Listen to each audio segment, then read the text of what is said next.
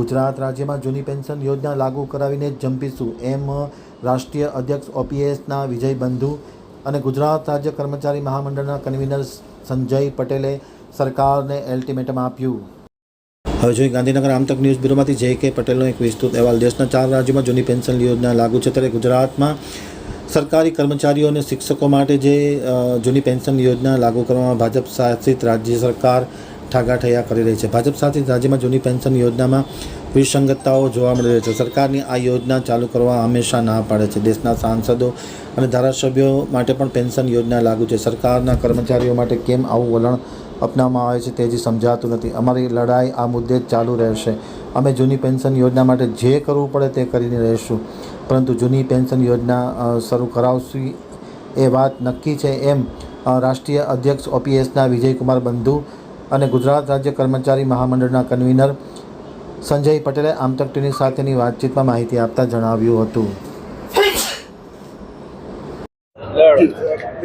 मैं विजय कुमार बंधु, राष्ट्रीय अध्यक्ष NMOPS national movement for old pension scheme.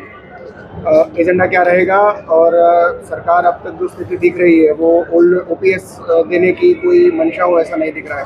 देखिए, हम सब के जो कर्मचारी लोग हैं, कर्मचारी संगठन है, शिक्षक संगठन है, सबकी एक ही मांग है कि ओल्ड पेंशन स्कीम लागू की जाए।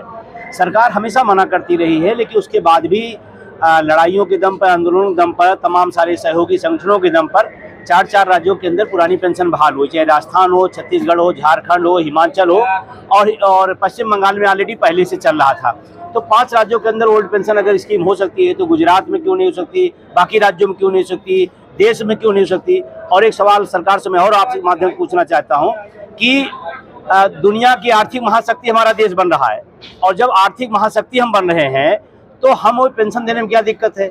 जब हमें राशन नहीं था खाने को आज़ादी के बाद, उस समय हम पेंशन देते थे सरकारी कर्मचारियों को, और आज हम आर्थिक महाशक्ति बन रहे हैं, उसके बाद ओल्ड पेंशन क्यों नहीं दे रहे।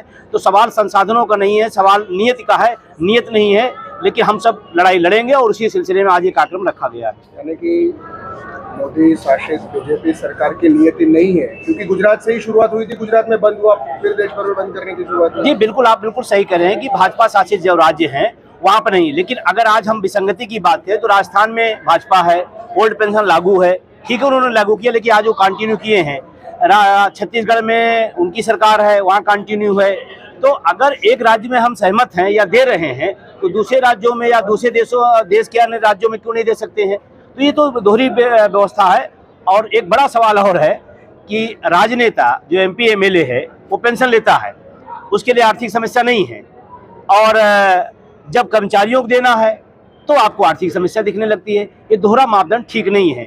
अभी आप तमाम राज्यों में देखे होंगे लगातार विधायकों के, सांसदों के वेतन भत्ते बढ़ाए गए, में थपथपा बढ़ा दिए गए, कोई कमेटी नहीं, कोई विचार नहीं, कोई धरना प्रदर्शन नहीं। क्यों बढ़ा दिए गए? अगर पैसे की समस्या थी तो हमारे लिए है, तो आपके लिए भी तो है ना। आप अपने वेतन भत्ते में थपथपा बढ़ाएंगे, और हमारी जब बात आएगी, कर्मचारियों की बात आएगी जो देश हित में काम कर रहा है, लगातार अपना सेवाएं दे रहा है, उसके लिए आपको पेंशन की समस्या है। तो ये लड़ाई हमारी जारी रहेगी और हम सब मिलकर के इस लड़ाई को आगे बढ़ाएंगे। અમારો મુખ્ય એજન્ડા 1/4/2005 પછીના જે કર્મચારીઓ છે એમને પેન્શન નીતિમાં સમાવવા, અને બીજો મુદ્દો છે 10, 20, 30ની જે અમારી માગણી છે એ મૂળ ઠરાવ તારીખથી નહીં, નિમણૂક પાક્યા તારીખથી જ મળવું જોઈએ અમને। અને 58ના 60 સરકારશ્રીએ જિલ્લા સ્થળે પ્લોટની ઠરાવ કરેલો છે પ્લોટ આપવા માટે, એ પણ હજુ એનો અમલ કરવામાં આવતો નથી।